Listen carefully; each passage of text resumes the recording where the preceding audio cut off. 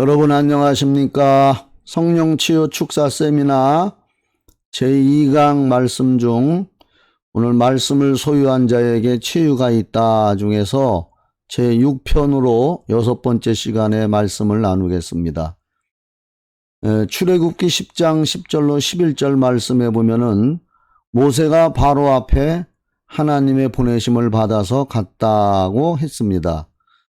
왜 갔느냐? 430년간 애굽에서 종살이했던 민족을 구원하라고 하나님께서 모세를 택해서 보냈습니다. 모세의 손에는 지팡이가 들려 있었습니다. 하나님께서 모세에게 모세야 바로 왕 앞에 가서 하나님이 살아계신 것과 내가 너를 보냈다는 것을 저들에게 보여줘라 했습니다. 그래서 모세가 하나님의 말씀을 믿고 그 하나님의 약속을 가지고 바로 왕 앞에 갔습니다. 모세가 가지고 간 지팡이가 그렇게 중요한 것이 아닙니다. 모세에게는 하나님의 약속의 말씀을 믿는 믿음이 더 중요했던 것입니다. 모세가 하나님이 나를 여기 보내셨다, 하나님이 내 백성을 보내라 라고 바로 왕 앞에 가서 말을 할 때 바로 왕은 콧방귀를 뀌었습니다. 그래서 모세는 하나님이 살아계신 것을 보여주려고 하나님의 말씀대로 바로 왕 앞에 지팡이를 던졌더니 뱀이 됐습니다. 그런데 바로 왕의 마술사 술객들도 지팡이를 던지자 뱀이 됐습니다. 바로는 모세야, 네가 던진 것만 뱀이 됐냐? 내 부하 마술사들이 던진 지팡이도 뱀이 됐다 하고 큰 소리를 쳤습니다. 그러면서 이스라엘 민족을 해방시켜 주지 않았습니다. 그러나 그때에 모세의 손에서 던져진 지팡이가 만들어진 뱀이 바로의 술객들이 던져서 만들어진 뱀을 집어삼켰습니다. 이것은 생명의 능력이 사망을 집어삼켰다는 그러한 예표가 되는 것입니다. 이 술객들이 던져서 만들어진 지팡이의 뱀은 사망의 시초요, 거짓 이적이라는 것을 의미합니다. 마귀와 귀신들이 우리에게 병을 뿌렸지만 하나님이 우리에게 주신 성령의 능력, 말씀의 능력에 의해 사망은 집어삼킴을 받는다는 것입니다. 우리에게도 이와 같은 믿음이 있어야 합니다. 신유라고 하는 것은 죽음을 이기는 것입니다. 사람들은 죽음을 두려워한다고 히브리서 2장 15절에 기록하고 있습니다. 그 죽음을 부활이 집어삼켰기 때문에 우리가 영원히 사는 것입니다. 하나님의 말씀과 성령의 역사로 말미암아서 우리에게 부활의 능력이 있는 것입니다. 그러므로 그 부활의 능력이 역사하여서 신유가 자연스럽게 되는 것입니다. 그러므로 우리는 신유가 일어나도록 하기 위해서 신유의 환경을 잘 조성할 줄 알아야 합니다. 성령치유 축사에 대한 능력이 나타나기 위해서는 먼저 약속의 말씀이 선포되어야 하고 하나님의 약속의 말씀을 믿고 간절한 마음으로 기도해야 합니다. 그래서 신유의 환경을 조성하기 위해서는 회개해야 되고 찬송이 있어야 하고 예배가 있어야 합니다. 예배와 찬송과 기도와 말씀과 같은 영적인 분위기가 조성될 때 성령의 역사와 치유의 역사와 축사와 신유가 나타나는 것입니다. 이렇게 신유의 환경이 중요합니다. 교회의 공적인 예배 때 하나님은 참으로 기뻐하시고 그것을 받으십니다. 우리는 예배에 자꾸 참석해야 합니다. 모이기를 힘써라고 했습니다. 모이기를 힘써서 신유의 환경을 우리 심령에 조성해야 합니다. 안수하고 병을 고쳐주려면 신유의 환경을 만들어야 합니다. 무턱대고 하는 것이 아니라 찬송하고 기도하고 회개하고 말씀을 읽고 말씀을 가르쳐서 그 사람이 믿음을 갖도록 해야 합니다. 신유는 다른 것이 아니고 믿음을 갖게 하는 것입니다.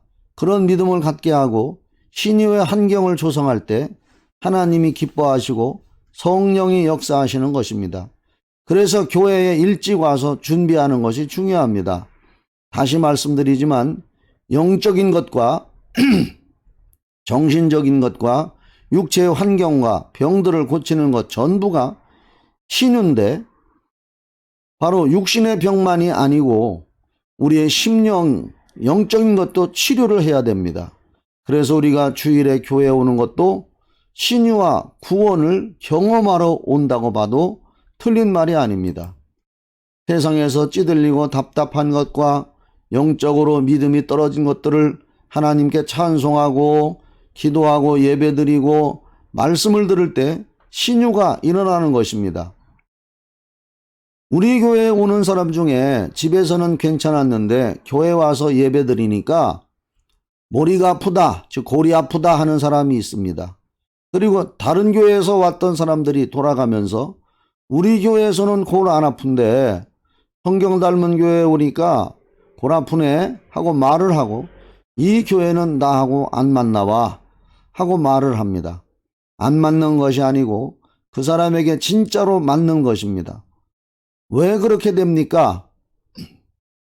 우리 교회 예배에 신유의 환경, 곧 말씀과 생명과 기도가 있고 성령의 역사가 있기 때문에 그 사람에게서 숨어있던 병이 드러나고 귀신이 드러나는 것입니다.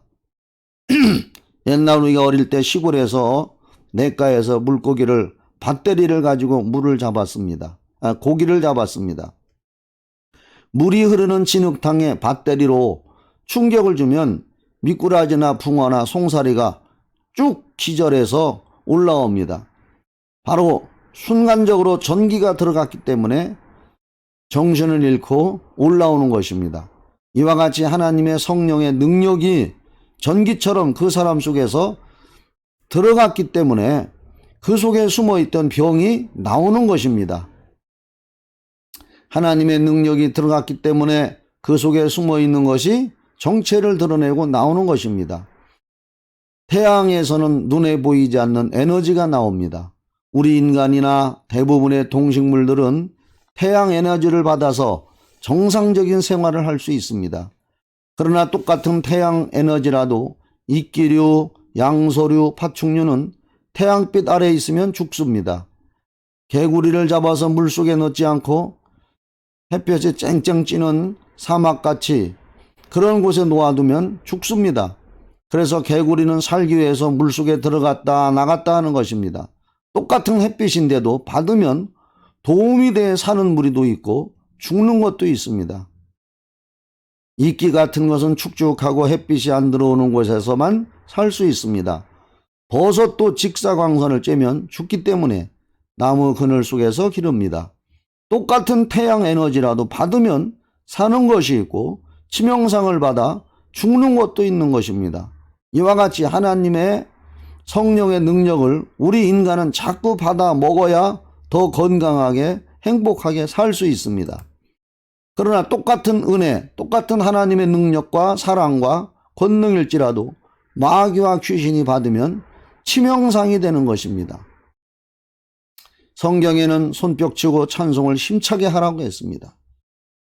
손뼉치고 찬송 부르는 걸 가지고 시비 거는 사람도 있는데 시편 47편 1절에 손뼉을 치면서 큰 소리로 찬송하라고 했습니다.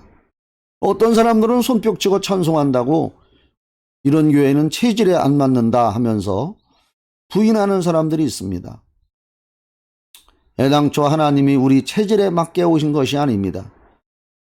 우리가 하나님의 자녀이기 때문에 하나님의 사랑을 받고 예배를 드리고 주일에 하나님의 말씀을 들으면 믿음이 자라고 부유해지고 하나님의 복을 받지만 속에 숨어있던 귀신의 역사와 병은 치명상을 받기 때문에 자꾸 골이 아프고 심장이 두근두근거리고 불안해하는 것입니다. 이런 것을 원리를 알아야 합니다. 어째 집에서는 괜찮았는데 교회 갔더니 골이 아프고 가슴이 두근두근 뛰고 두렵고 뛰쳐나가고 싶어. 그런데 집에 오면 편안해. 내 체질에는 교회가 안 맞나 보다 하고 말하는 사람은 참으로 이런 원리를 모르는 어리석은 사람입니다. 하나님의 성령이 인간의 체질에 맞도록 오셨습니까? 어떤 사람은 손뼉치고 통성기도를 하는 교회는 내 체질에 안 맞아 하고 말을 합니다. 우리가 하나님입니까? 우리는 하나님 앞에 나와서 잘못된 우리의 체질을 부수고 깨트려서 하나님의 체질에, 성령의 체질에, 성경의 체질에 맞는 신부가 되어야 합니다. 성령은 우리 체질에 맞게 오신 분이 아닙니다. 우리의 체질을 하나님 앞에 복종시키고 순종하여 나갈 때 구원이 있고 치유의 역사가 있는 것입니다. 우리의 체질을 복종시켜야 합니다. 이 성령 세미나의 동영상을 통해서 듣는 분이나 그런 분들도 자신의 체질을 복종시켜야 합니다. 그럴 때 능력이 있고 성령 치유 축사의 은혜를 경험할 수가 있습니다. 여러분들 그래서 이런 오해가 없기를 바랍니다.